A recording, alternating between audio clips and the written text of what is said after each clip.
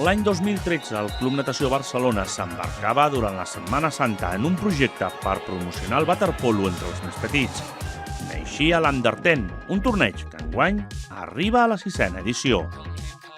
El nostre esperit que nosaltres volem inculcar o que volem transmetre amb l'Under 10 és l'esperit de la diversió, de passar-s'ho bé, de fer companys, de divertir-se i de conèixer el waterpolo. Quan tu veus un nen que es diverteix, hòstia, al final t'ho contagia, no?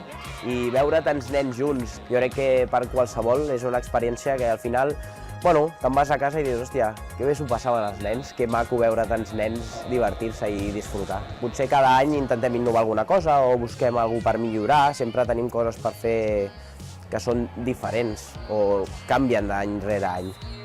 28 equips i més de 400 esportistes. Aquestes són algunes de les xifres de l'Under 10. La competició començarà dijous sant i acabarà diumenge de Pasqua. 4 dies de competició que cal organitzar molt bé.